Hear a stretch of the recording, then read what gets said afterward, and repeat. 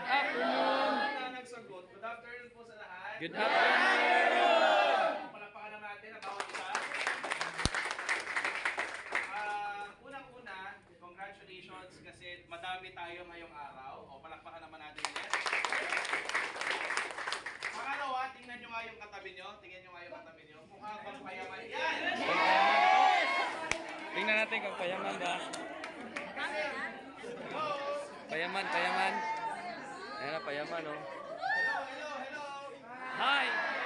Kanina kasi napansin ko, sabi ni Coach Marie, tinuruan kayo ng traditional clapping. Walang ingay, konti lang. Tuturuan ko ulit kayo. Kasi bakit? Pabalik na tayo ng offline eh. Tama? Yes! So dapat matuto kayo ng culture namin sa offline. Sino yung mga onliner dito? Onliner, sige yung mga kuya. Yan. O ngayon, pag onliner ka, kaharap mo lang is? Camera. Ngayon, Cellphone. since we are going back to offline, dapat matutunan mo yung culture namin. Bakit dito kami yumaman ng todo? Yes! Okay? So tuturuan ko kayo ng traditional clapping nga. 1,000,000! Wow! May hindi pa rin pumapalakpak. Tingnan nyo katabi nyo. Tingnan nyo katabi nyo. Yan ba yan? O, isa pa. Again, ito para at-least kwento ko sa inyo. Hello? Hi! Nung unang attend ko ng seminar, parang ganito, paka-join ko, kakapingin ko sa office, nag-attend ako ng ganito, tapos pag-upo ko sa seminar room, sabi daw 1,000,000. Sabi ko, walang ito yung kulto na pinasok ko. Saan ka nakakita ng palakpak? 1,000,000, 2,000,000. Tama ba? Yes! Kaya natin 1,000,000. Tapos may padjak pa, di ba? Mali yung pinasok ko.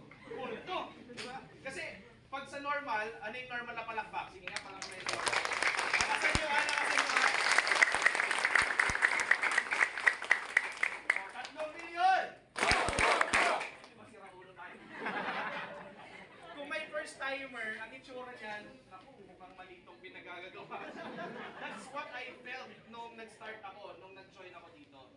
Pero then again, okay lang pala na ganito yung ginagawa natin. At least may mapupuntahan tayo maganda. Yes! Tama ba yun? Yes! Ito yung tanong ko, gusto nyo ba kumita ng malaki ngayong 2023? Yes! And right, again, we are going back sa offline. Kung dati, nung nag-online, medyo ano kami, ano tawag doon? Medyo hirap kami mag-adapt sa changes. Kasi nasanay kami for how many years mag-offline. Pero naka-adapt kami sa changes at ginawa namin yung online. First time na mag-online namin, nagsasalita kami sa Zoom, mag-isa. Ang hirap, bakit ko nang sumasagot? Sanay kami na pag nagtotalk, may interaction. Tapos biglang nag-zoom ka, walang sumasagot, tapos walang mga mukha. Diba? Ang hirap noon. Pero naka-adapt kami sa changes. And right now, kayo naman po na naturuan namin na mag-online, dapat kayo naman ang mag-adapt sa changes ng offline. Yes! Bakit? Pag hindi po kayo nakasabay, naku, lugi po talaga kayo. Bakit? Kung padami na ng padami ang events natin offline, by next Saturday, anong meron? Anong meron? Kick off. Kick-off training. O, tigila kayong tickets. Ayan, Kung 10. onliner ka, sino papa-attendin mo sa kick-off training natin? Tama eh.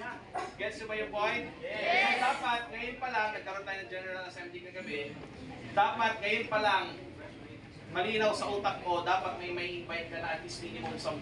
Yes! Sa event natin sa Saturday. Kaya ba gawin? Yes! Kaya ba gawin? Yes! Ito po, turuan mo ko. Gusto nyo ba matuto sa offline? Yes! Gusto nyo ba? Yes! Unang-una, tingnan nyo po ulit yung katabi nyo. Tingnan nyo katabi nyo. Mukhang magpayaman ang itsura niyan. Yes! Ang forma ba niyan mukhang negosyante? Oh, yun lang. Hindi daw eh. Number 1. Makinig. Number 1, kung gusto mong mag-offline, ulitin ko, bakit offline? Why offline? Why offline? Why offline? Why offline? Sa online pa may page? Yes! Ang question, naduduplicate nyo ba? Hindi masyado. Sa offline, dito kayo mag-create ng maraming leaders. Yes! Lahat po yan, nakikita nyo, lahat po yan offliner. Lahat po yan na-create ng offline. Yes! Kaya kung gusto nyo maka-create ng great leaders na katulad sa amin, dapat dito kayo kumataw ngayon todo sa lugar natin, sa Bicol. Kasi dito kayo mag-create ng mga magagaling. Ngayon, unang-una, dapat ang forma mo pang negosyante. Ang itsura nyo pang negosyante. Hindi nyo alam yung katabi nyo. Hala. Mukha bang negosyante yan o mukhang Yun lang. tambay yan? Tambay lang. Parang landlord yan. Diba? Way back kami dati, kailangan ang tawag ito, naka-polo ka. Dati ka, naka-long sleeve pa. Sapatos. Tapos nakasapatos na patulis. Pero ngayon hindi na kailangan kasi nag-adapt tayo sa changes. Kaya niyong maging negosyanteng itsura, pero casual yung forma.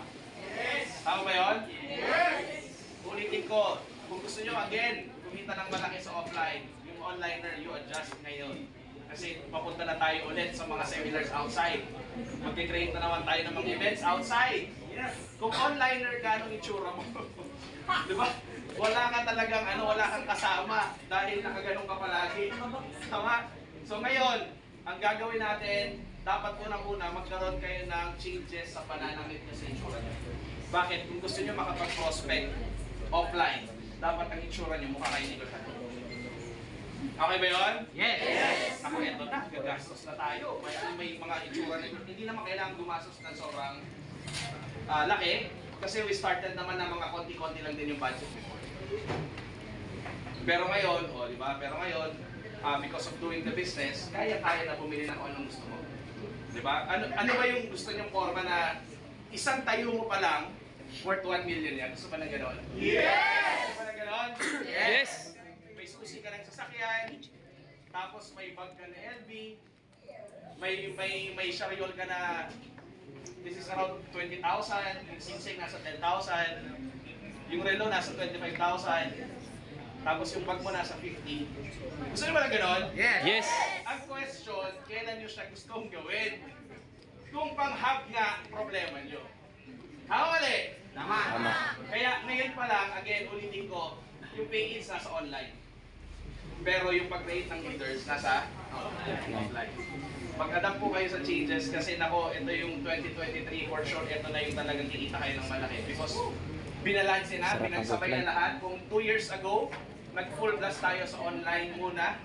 Pero ngayon, dapat makapag-create kayo ng leaders offline. Kaya bang gawin? Yes! Kaya bang gawin? Yes! Sigurado? Yes!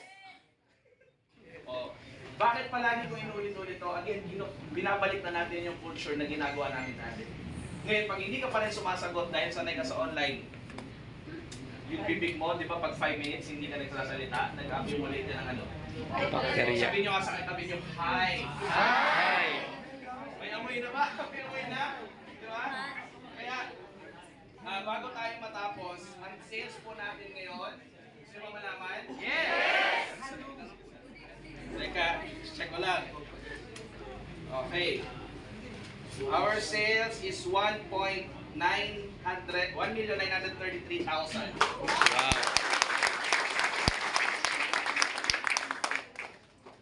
1.9 million. Pwede na? Yes. Pwede na. Ang tanong, ilan sa 1.9 yung sa inyo? Okay. Para sa information ng lahat, yung DCO natin is open hanggang anong oras na? 8 o'clock na gabi. So guys, bakit natin in-open? Hello? Hi! Ako muna Pita. Ako muna magsasalita. Bakit natin in-open hanggang 8 o'clock? Para po i-cater yung mga offline na mga schedules nyo, na mga if ever may kausap kayong estudyante o empleyado na after work, pwede nyo madala dito.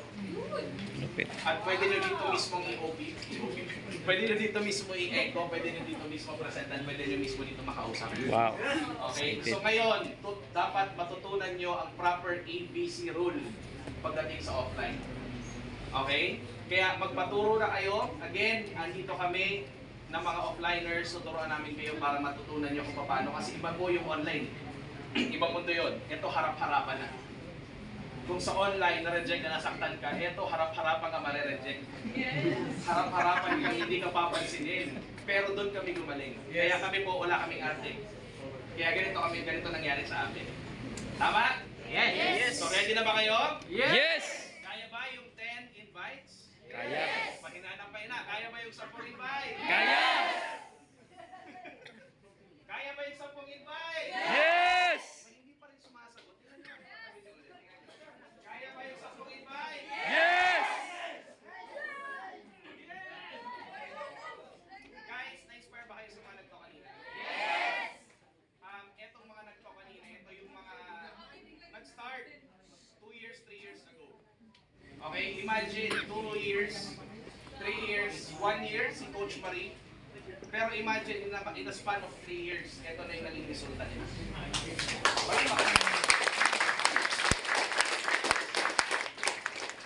Huwag na lang kami, kasi kami, ano na kami? Matagal na kami sa network, kaya ito na kami. Ang tingnan nyo na lang yung mga bago. Yung mga bago na, kasi ako, pag nagre-reminis ako, nakita ko yung itsura dati na katulad sa inyo, na nagsasalita sa unahan. Tapos kayo na naan nag-attend, tapos feeling ko, wala naman talaga mangyayari sa'yo, pero meron pala talaga. Yung tipong parang nagtataka lang dyan na nakatayo. Pero ako ganun din eh. Pero isa lang din yung sinabi ko na gusto ko next time, ako naman yung magsasalita. And it's nangyayari siya. So meaning, una pa lang, i-declare mo na dapat ikaw yung susunod. Ako na sunod. Pag hindi ka nagde-declare, hindi siya pagkakatotoo. Kaya ngayon pa lang, imagine guys, 2010 ako nag-join, 2011 nag-declare ako ng kotse na gusto ko. Kahit nahihiya pa ako mag-declare, kaya lang sabi ng mentor ko, i-declare mo para mas mabilis mag-manifest. 2012 nag-manifest siya, nagkatotoo. Kaya isa sa tip ko din sa inyo, gusto nyo makuha yung results na gusto nyo? Yes! Declare nyo na po yan. Yes! Yes! Kaya ba? I-post sa Facebook? Yes! Bakit? O imagine tayong lahat, mag-post tayo ng gusto nating kotse mamaya after ito. Ano yung itsura ng mga makakita nila? Bakit kaya nag-post sila sabay-sabay? Di ba? Lahat sila nag-declare. Ibig sabihin, lahat magkakatotoo. Yes! Ang question dyan, kailan? Yun na lang yung tanong doon.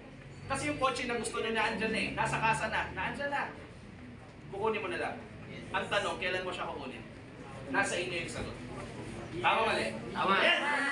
Kaya, I know na-inspire kayo ngayon, pero dapat pag uwi nyo, trabaho ka agad.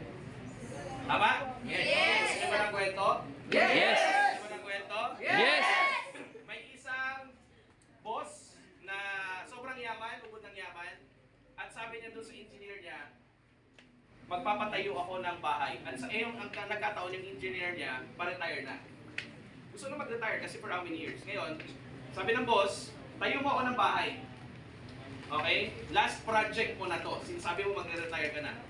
Kaya lang, sa inis ng engineer, retirement na sana niya. So, tinayo na yung bahay pero hindi niya pinaganda. Kumbaga, putyo-putyo yung mga materyales, hindi maganda, mga light materials lang, pero lahat ng pera binuhusan na doon. Ngayon, after 1 year natapos yung bahay, binigay ng engineer sa may-ari sa boss yung susi. Ano sabi ng boss? Ano sabi ng boss? Engineer, wag mo na sa akin ibigay yung susi. Yung susi na yan yung regalo ko sa'yo para sa retirement. Sisi. Anong itsura ng engineer? Sayang. Dapat pala, pinaganda ko na yung bahay. Kung alam ko lang na sa akin mapupunta yon, dapat mas pinaganda ko na talaga. May moral lesson ba yung kwento? Meron.